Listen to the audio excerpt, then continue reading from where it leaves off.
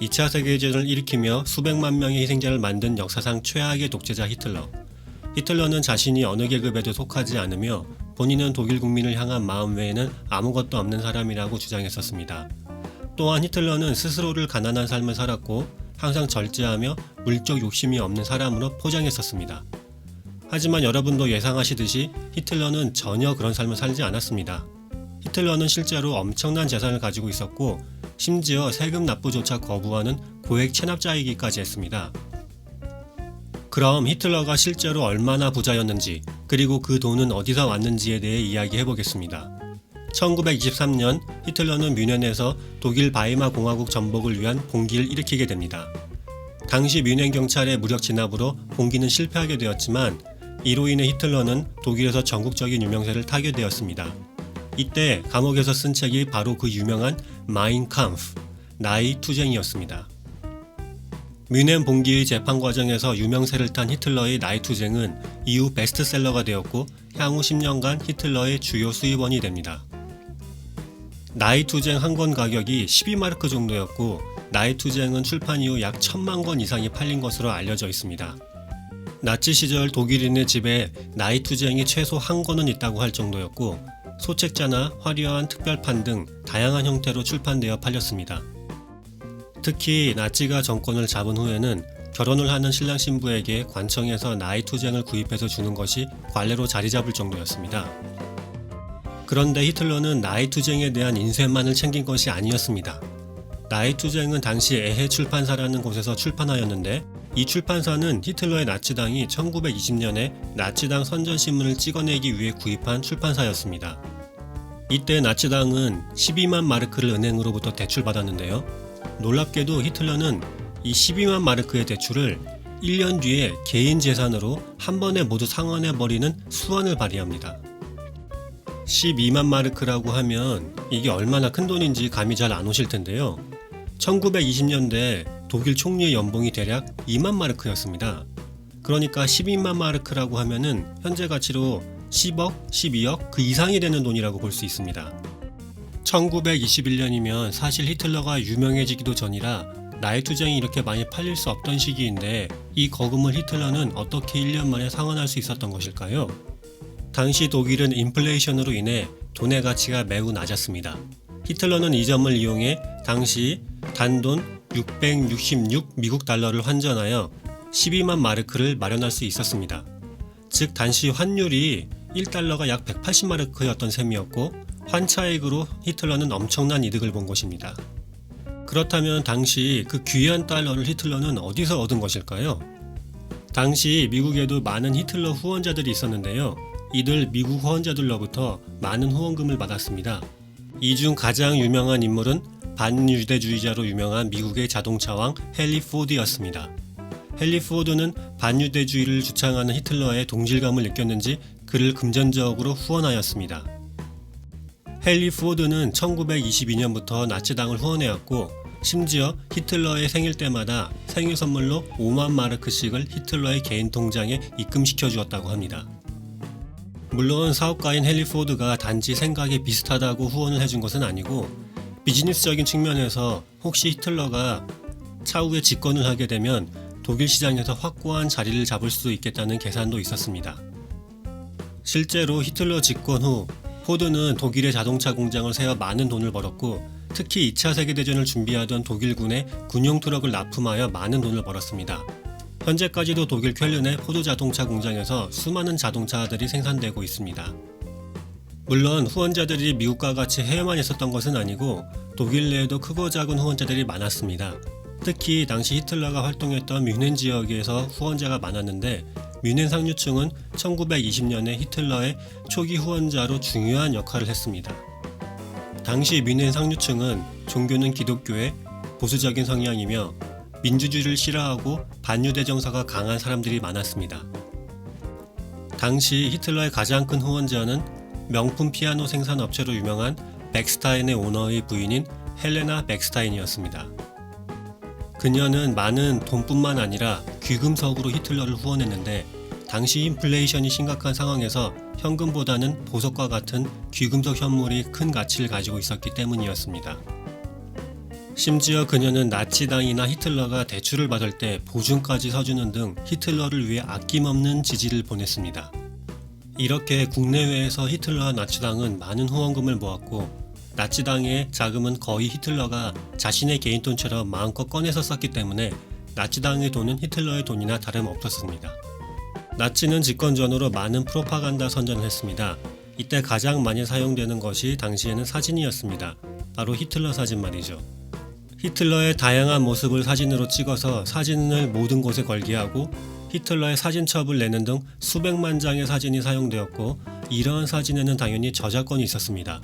모든 사진이 사용될 때마다 사진에 대한 저작권료가 발생합니다. 당연히 히틀러는 이 사진 저작권으로도 수입을 얻었습니다. 당시 히틀러의 사진에 대한 저작권은 히틀러의 개인 사진사로 알려진 하인리시 호프만에게 있었습니다. 그의 사진 에이전시가 히틀러 사진에 대한 저작권을 독점하고 있었고 이렇게 히틀러에게 사진 저작권 수입도 흘러들어가게 됩니다. 당시 히틀러의 사진이 수백만 장 이상 사용되었으니 사진당 저작권료가 작은 금액이라고 해도 이것이 모이면 상당한 금액이 되었을 것으로 추정됩니다. 그럼 이렇게 돈을 많이 벌던 히틀러, 그는 세금은 잘 납부했을까요? 2004년 독일에서 히틀러에 관한 재밌는 문서들이 발견되는데요. 그것은 바로 히틀러가 직접 작성하고 서명까지 한 세무신고서였습니다. 이 세무신고서를 조사해보니 히틀러가 유명세를 탄 1920년대부터 그의 수입과 세무 관련 기록을 추적할 수 있었습니다. 1925년이 되면 히틀러는 뮌헨 지역에서 뮌헨의 왕이라고 불릴 정도가 되는데요. 그해 그는 당시 2만 마르크에 달하는 고급 벤츠 자동차를 구매하고 운전기사까지 고용합니다. 요즘으로 말하면 히틀러가 수억 원에 달하는 풀옵션 벤츠 S클래스를 뽑고 기사까지 채용해서 다닌 것입니다. 이렇게 엄청난 고가의 자동차를 구매하자 뮌헨 세무당국에서는 히틀러를 가만 놔두지 않았습니다. 당시 자동차에 엄청난 돈을 지불한 히틀러에게 뮌헨 세무서는 연간 수입에 대한 세무신고서 작성을 요구합니다. 1925년 세무신고서에 따르면 히틀러의 세전 수입은 2만 마르크로 당시 독일 총리의 연봉과 비슷했습니다. 하지만 히틀러는 세금이 어찌나 내기 싫었는지 자신은 재산이 없는 가난한 작가에 불과하다고 설명합니다.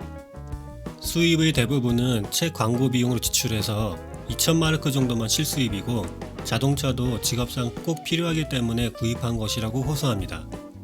그리고 이때부터 히틀러는 세금을 절대 내기 싫었는지 세금을 납부하지 않으면서 버티기를 시전합니다. 독일은 1929년 세계경제대공황으로 직격탄을 맞아 경제가 나락으로 떨어졌습니다. 수많은 독일 국민들이 실업과 가난으로 고통받을 때 히틀러는 오히려 수입이 증가하게 됩니다. 1930년 당시 공식적인 히틀러의 연간 수입은 5만 마르크로 5년 사이에 수입이 2배가 되었습니다. 심지어 1933년 히틀러가 총통으로 집권하는 해에는 공식적인 수입만 120만 마르크를 신고합니다. 이 수입은 1933년 한 해에만 그의 책 나의 투쟁이 90만 권 이상 팔려나가며 막대한 수익을 올렸기 때문입니다. 1933년이 되면 히틀러는 명실상부한 백만장자의 반열에 올라간 것입니다. 이에 뮌헨 세무당국은 1933년과 1934년 소득에 대한 세금으로 40만 마르크를 납부할 것을 요구합니다. 40만 마르크면 당시에 막대한 금액이긴 했지만 이것은 히틀러가 신고한 금액에 대한 세금일 뿐이었습니다. 히틀러가 실제 수입을 정직하게 신고했을 리는 없고 아마도 실수입은 훨씬 더 많았을 것입니다. 그런데 히틀러는 이조차 납부를 거부합니다. 40만 마르크의 세금 납부 요구에 히틀러는 당연히 기분이 좋지 않았고 제국 총통 히틀러는 자신의 지위를 이용하여 독일 세무당국의 세무 요구를 철회하도록 압박합니다. 본인에 대한 세금 과세를 중단하게 하고 히틀러 자신을 비과세자로 만들어 그 어떠한 세금 납부 요구를 하지 못하도록 한 것이죠. 만약 한 나라의 지도자가 예를 들어서 한국 대통령이나 독일 총리가 세무서에 연락해서 나 세금 안 내겠다, 나에게 평생 세금을 면제해달라 라고 요구하면 정말 황당한 일일 텐데 당시 독일 세무당국은 나는 새도 떨어뜨리는 히틀러의 권력 앞에서 이 요구를 들어줄 수밖에 없었습니다. 이렇게 히틀러는 권력을 남용하여 자신의 세금 문제를 해결하고 죽을 때까지 그 어떤 세금도 내지 않게 됩니다. 정권을 잡은 이후 히틀러의 재산은 더욱더 늘어나게 되는데요. 권력을 잡았으니 돈이 따라오는 것은 당연하겠죠. 독일 제국의 정점에 선 독재자 히틀러에게 많은 돈이 모이는 것은 놀라운 일은 아니었습니다. 특히 독일 재계는 히틀러의 재산 증식에 가장 큰 역할을 했습니다. 당시 독일 재계는 아돌프 히틀러 기금이라는 것을 조성하여 많은 돈을 히틀러에게 상납했습니다. 독일 거대 기업들이 당시 독일 재무장을 위해 생산되는 무기 및 각종 군수품 생산 계약을 따내기 위해서 히틀러에게 잘 보여야 했기 때문입니다. 독일 기업들은 아돌프 히틀러 기금에 매년 기업들이 노동자들에게 지급하는 전체 임금의 0.5%에 해당하는 금액을 상납하였습니다. 그렇게 해서 12년 동안 약 7억 마르크의 돈이 상납되었으며 이는 현재 구매력 기준으로 대략 환산하면 약 7에서 8조에 이르는 막대한 금액이었습니다. 이렇게 히틀러는 1920년을 기점으로 총통이 되는 1933년에는 이미 백만장자의 반열에 올랐으며 권력을 잡은 후에는 억만장자가 되었습니다. 하지만 어떠한 권력도 영원할 수 없듯이 2차 세계대전 발발 6년이 되지 않아 그는 자살로 생을 마감하게 됩니다. 2차 세계대전 종전 후 독일 바이에른주 재무부는 히틀러의 개인 명의 통장에 약 1000만 마르크가 남아있다는 것을 발견하게 됩니다. 이는 대략 현재 가치로 약 500에서 600억 정도라고 합니다. 히틀러는 유서에 자신의 모든 재산은 나치당이 귀속되며 나치당이 존재하지 않는다면 독일 제국에게, 독일 제국도 존재하지 않는다면 어떻게 되든 상관없다는 내용을 남겼습니다. 그래서 히틀러의 모든 재산은 독일 바이에른주에 귀속되었습니다. 참고로 현재 나이투쟁에 대한 판권 역시 바이에른 주정부에서 가지고 있으며 나이투쟁은 독일에서 출판이 금지된 상태입니다. 히틀러의 재산에 대한 이야기, 이번 편은 여기까지입니다.